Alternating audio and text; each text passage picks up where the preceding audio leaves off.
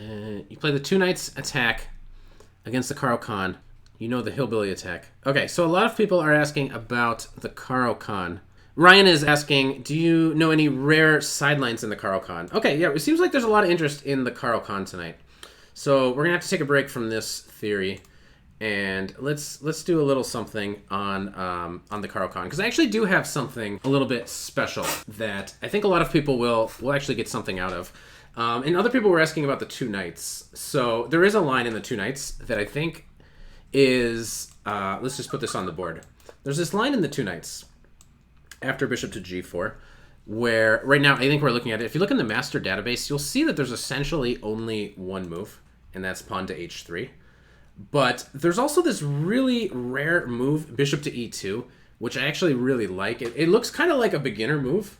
I really like this move because it's really quiet, and it just looks like a beginner move. It looks like I'm just developing my pieces. Maybe I don't really know what I'm doing.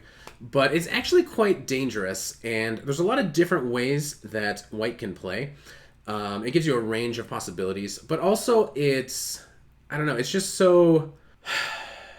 What I'm trying to say is that there actually are, there's just so many traps that people actually fall for. So I think if we turn the master database off and we actually look at the Lee Chess database, which will have the average rated games of just anybody that's played on Lee Chess at any time control, this will actually give us a good idea of exactly how many people have fallen for how many of these traps. The main lines, if we remember from the master database, it was definitely e6 and knight to f6, and both of these are actually closely related.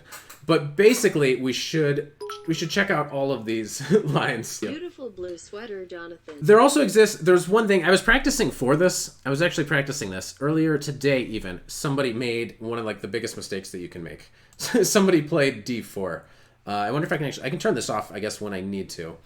But hopefully everybody can see why d4 is bad. But even a lot of really strong players have fallen for this. The reason this loses is because you actually just straight up blunder a pawn. So not knight e5, but actually knight takes d4 here. And a lot of people mess this up. If you look, this is like a 2700. These are two 2700s. There's 2800s and 2600s. So a lot of high-rated players, so 2700 has played it. A lot of people have made this big mistake. So even strong players might just overlook the fact that if you take here, we take back with our knight.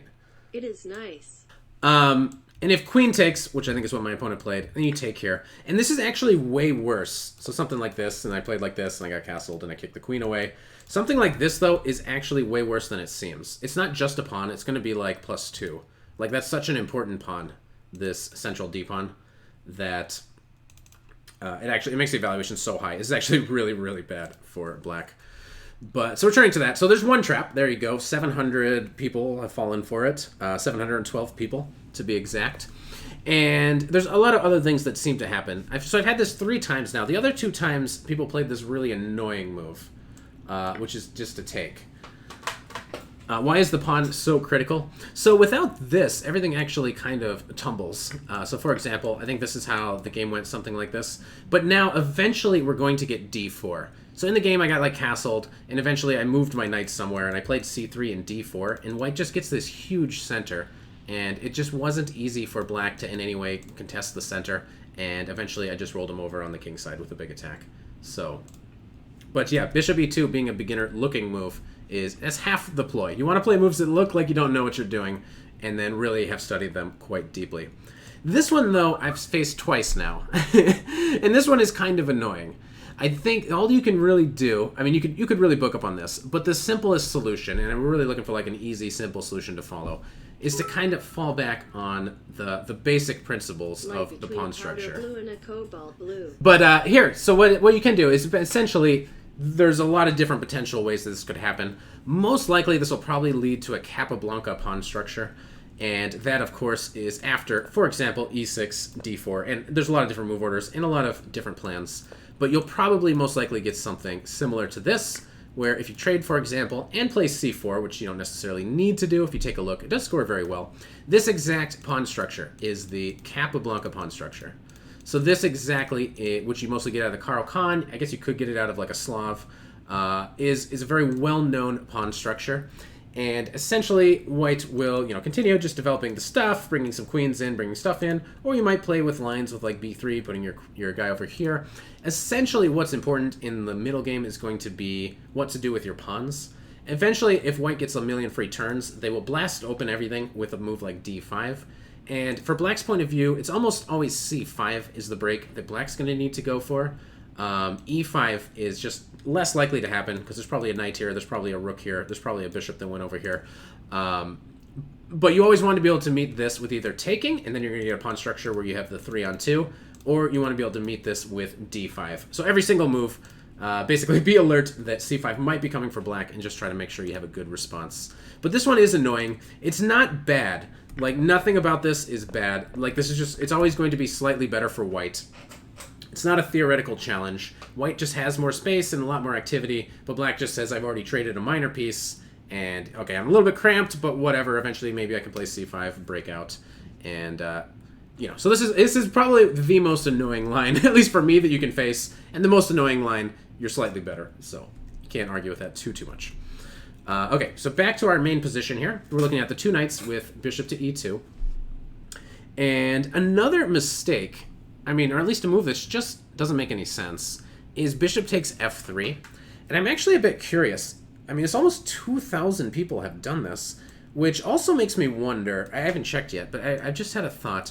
Maybe this is because they're playing like bullet and they're just pre-moving this. They just expect h3. Yeah, okay, so maybe you guys think it might be a pre-move. Or are people actually doing this on purpose, like it's like a bullet thing? Okay, so if you take bullet out, it goes down. It's still 1,000 plus people. It doesn't go down that much, but so people are doing this on purpose. People are playing bishop takes f3 on purpose, which we should allow. White is usually willing in this position to play h3 and spend an entire turn begging black to give up the bishop. But a lot of people are doing this even in like longer games. But it just doesn't really make any sense to give up the bishop here for no real reason. One possibility might be that they're playing d4. If they play something like this, I assume we just play d4, and now they'll never get anything. And we just have the two bishops for no real reason. They go here, we can play e5, we can get castled. Something like this just looks like it's going to be slightly better. I'm going to say like 0.8, 0.9. This is just going to be a better position for white, because you get the two bishops for no reason, and you still have more space. You still have all the pluses with 0 of the minuses. But maybe the point is to play d4. And it looks like most people here, basically everybody, plays knight to e2, possibly going to g3. And just staying focused on the pawn structures. Holy cow! Holy cow! The St. Louis Chess Club, best chess club in the world! The most popular move is d4, and we've been discussing a lot of the different pawn structures and how you can think about it in terms of what is going to happen next. If you're looking for like a middle game plan, what you might want to do is examine what's going to happen next. So it seems like this is the most common move. But I think, if I'm looking at this now for the very first time... Welcome to the St. Louis crew. Jonathan is really cool despite this Caro-Kann stuff. This is excellent Caro-Kann stuff. So to my mind, when I'm looking at this, and I'm thinking about it from the point of view of the pawn structure, what it appears to me is that the next few moves, obviously I got to move my knight somewhere, but before I decide, I'm thinking in my head, this pawn is going to go to e5, this pawn is going to go to c5, and black's going to have a lot more space on this side of the board, so obviously black should, in the future, in the middle game, start playing over on that side of the board. I'm playing as white. I got this pawn on e4. I got a lot more space over here, so I'm going to move my knight somewhere. But my follow-up moves are probably going to be d3, and hopefully a move like pawn to f4. In my mind, I'm thinking I have to play g3, bishop g2, pawn to f4, something like that. So I think there's a true case to be made for a move like knight to b1. The point is we're going to get a structure like this, and I'm noticing this square. We're going to get like a reversed King's Indian structure, or I think something like even a4.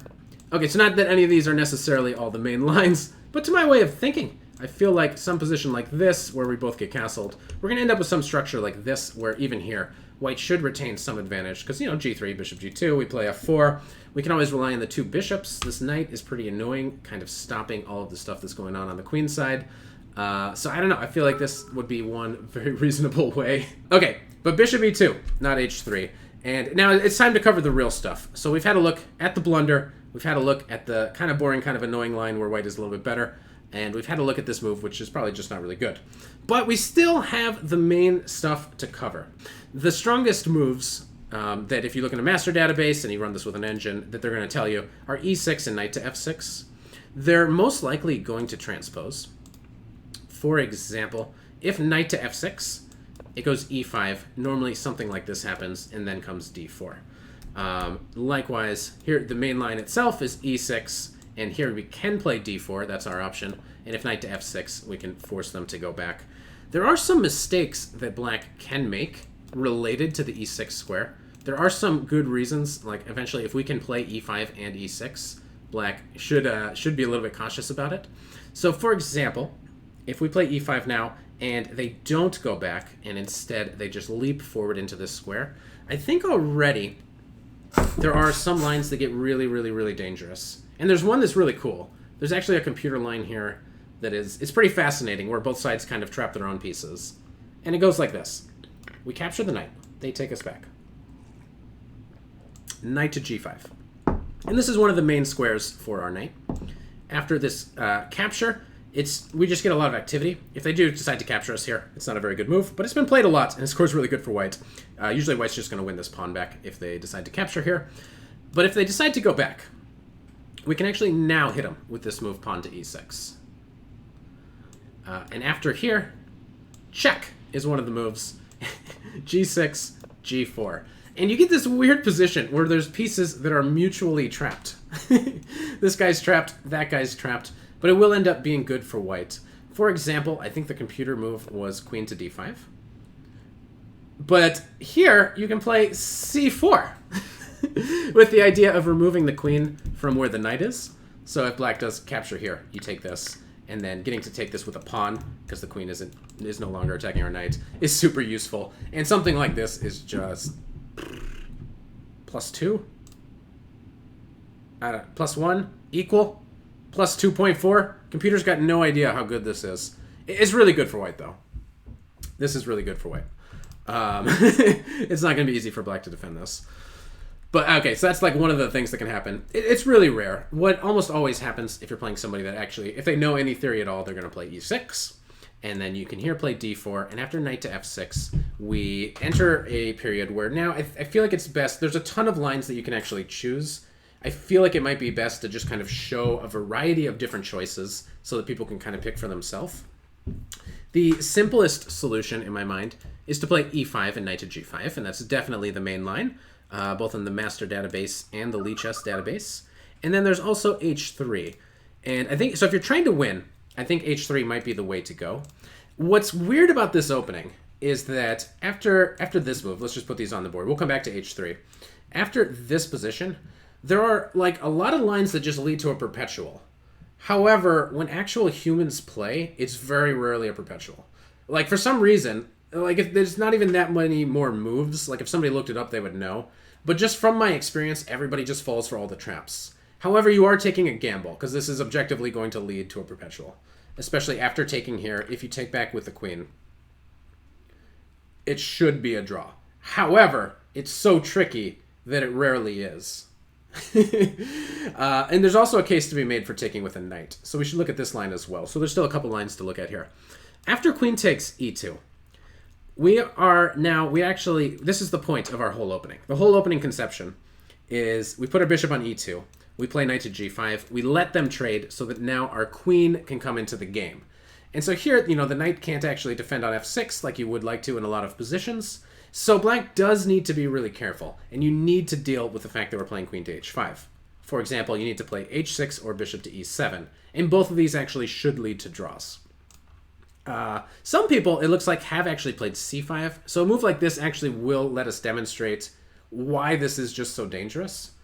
And c5 is just like, you're not doing anything. White has absolutely no threats.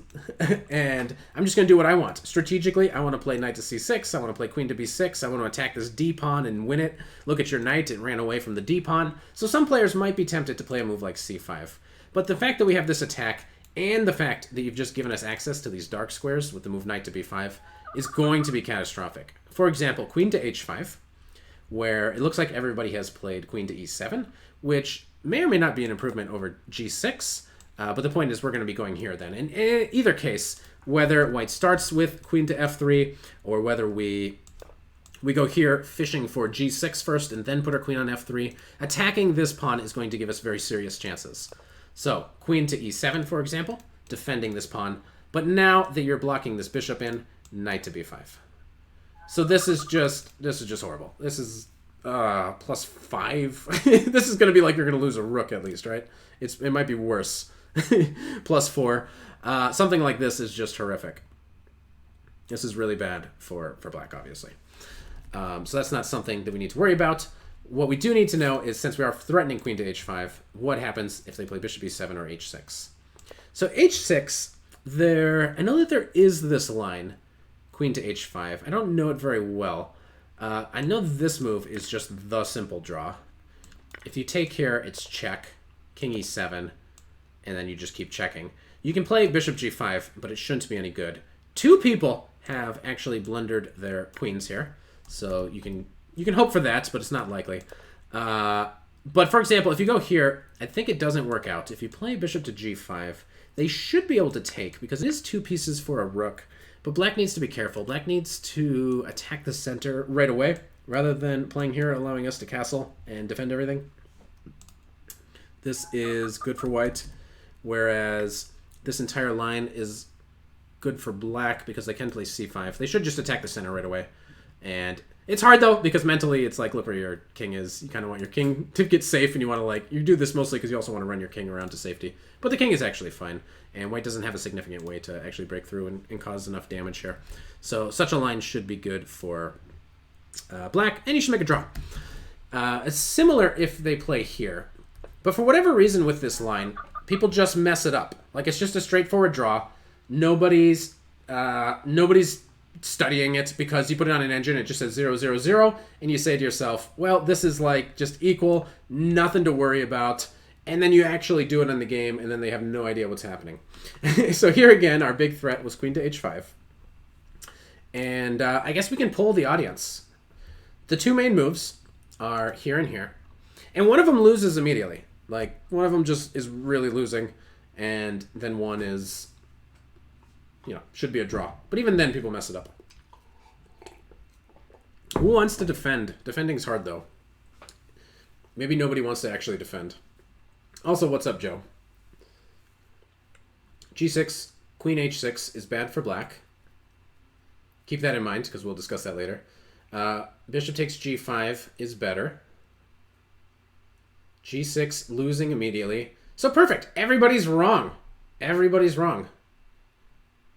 Good. Yeah, good. Everybody's wrong. So castling is the wrongest of all, though.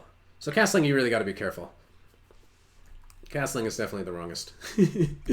But that's also a very important nuance, that black is really never going to be able to castle in like a ton of these lines. So that is part of the thing.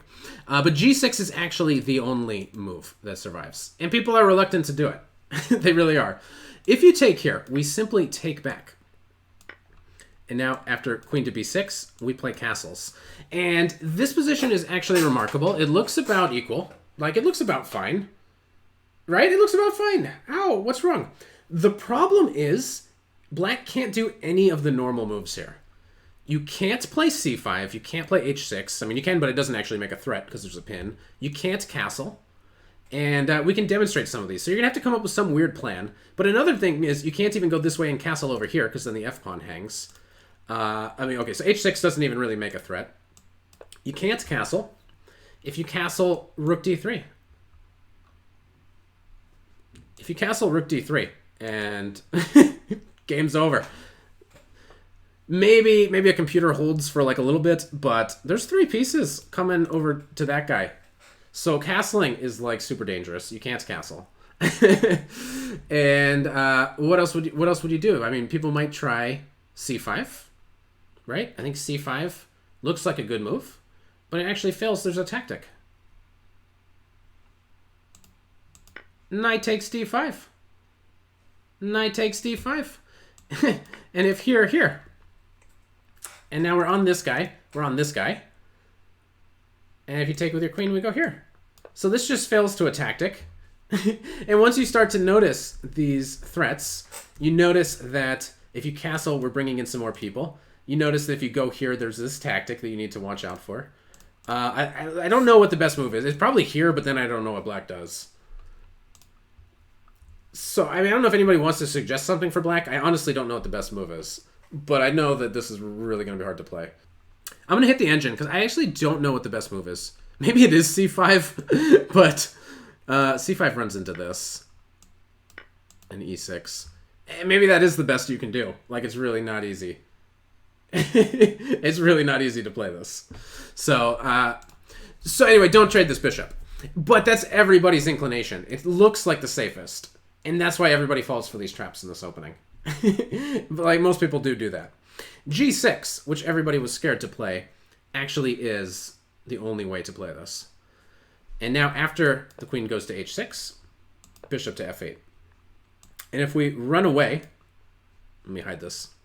If we run away, again, black needs to be accurate here. And most people mess this up too. So I'm going to test you guys one more time.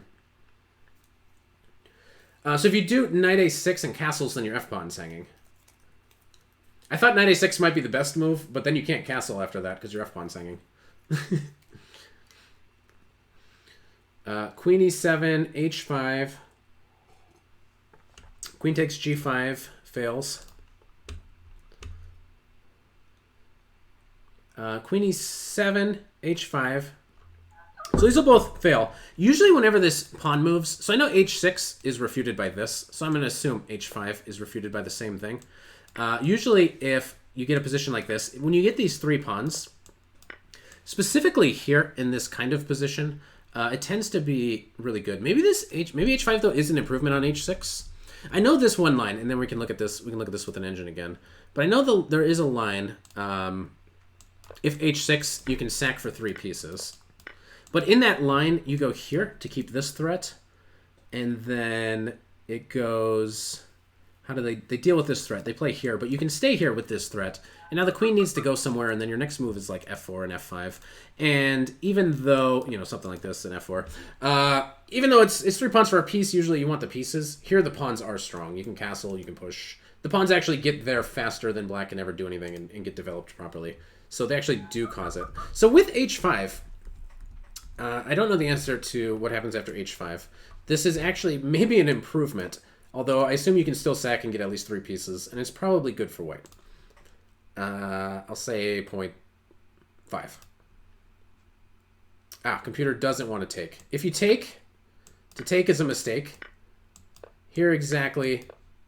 Have I blundered anything? Maybe we're still a little bit better, but I don't have the same option of going back to g4 as if this pawn was on h6. You still can do this, and it's probably good for white, or you can not do it, and you can just play queen to d3. Queen to d3 might start some other threats. Also queen to g3. So anything that looks at this g pawn might start creating some very serious threats. So that's kind of interesting. But anyway, so I don't think anyone, though, has said... Oh, there we go. Pulsey Dulcie has got it. In this position after queen to h3, you want to go to e7. Most people are going to go to g7, which is wrong. And again, it's one of those situations where it isn't obviously noticeably wrong. But if white just castles, what again does black do? Again, c5 is met with a knight to b5. And if you castle, again, this is met with queen takes h7. And h6 will again be met with capturing. I just want to make sure the sacrifice is sound. But yeah, again, as soon as the h-pawn moves, you can start to look at sacrificing here. And here we have a similar situation, but with this guy on g7 rather than on f8. And something like this, as long as you stay kind of on this diagonal, I thought g4 was the strongest, because you can keep this threat, and even if they attack you, you run away. This kind of stuff usually works out well for white. But again, yeah, so again, it's here and here. And so if you can't do any of these things, I don't know what you do. I guess you play queen to e7. Like, I guess you play queen to e7. But then probably we can just play f4 with a strong position, I would imagine. So f4 just totally prevents... What I'm preventing is castling even after h6. So my goal with f4 was to prevent castling via the fact that now if you go here, I can play f5. So if you go here, we can take this. You might be able to play like a computer and just play g4, like you don't care about nothing. Or you could simply play here and get an awesome position. So this is very dangerous. You can see just how dangerous this is. We rewind the tape. We rewind the tape. For anybody just joining us, we're looking at the two knights with bishop to e2. And in this main line, after d4, knight here. This is a very dangerous option. It leads to a draw, but yeah. We didn't show the perpetual line, so we ought to show that. If you take with the queen, again, you can take with the knight. Then after here, the way to make a draw is to go here, and you just keep going like this. You play back here, where white's best option is probably just to go back, and you should make a draw, but it's really rare. So if you're playing like a higher rated opponent, or if you are, if draw is fine because of the tournament situation or whatever, or you just think that you're going to trick them, you're going to play this line and they're going to mess it up, then you can play that line. Instead, let's just rewind the tape one more time. Here is the main line. After they go back, we play knight to g5 and they take. Another interesting option is knight takes e2. And whatever black does, I think there's actually a very interesting way of playing against this that no one has ever done before. Most people, and again, we're thinking about pawn structures. A lot of this class has been just about pawn structures. Whatever they do, essentially, white's, the basic plans are black should be playing for c5, getting the knight out, queen to b6, just by looking at the pawn structures. We know that they got more space over here, so that's what they should be doing. And obviously, we got one of these kind of French-style pawn structures. So everybody, I think everybody in the database, if I remember right, plays for f4, because that's just what you do. You play for f4 and f5, and maybe you toss this in. But there is actually a small difference. This isn't a French, because our light-squared bishop is gone. And usually that's the all-star, when white gets castled, you got a bishop here, you sack on h7, you Greek gift them, and you win. Well, maybe we can actually get a dark squared attack. And we can do this plan against any one of these moves. So no matter what order they put these in, we can play, instead of f4, h4. So it looks like now there's 8 people that have done this. But I wonder if they do what I'm thinking. Knight to f3, c5. So here's all the basic stuff. So we didn't play f4, and we're just going to say we're comfortable with our knight on f3. When they go here, we probably will play c3 to defend this. Knight to c7. And one of the interesting options is, in some order, rook h3, rook g3. With an idea of also you're going to put your king here. If they ever castle, oh my gosh, they're dead. They are dead if they castle. And we have a big dark squared attack too. We can play bishop e3, queen to d2. We're going to be sacking here. We're going to be sacking here. Something great is going to happen if they castle on the king side. It's going to be over. And if they castle on the queen side, what typically is going to happen is, we'll probably play this move here or later. And then after all this, whatever happens, we have play on the queen side as well. We can play a3, b4, trying to open up stuff. We can always take here at some moment if we feel like this is secure enough. And we can try to get a queenside attack.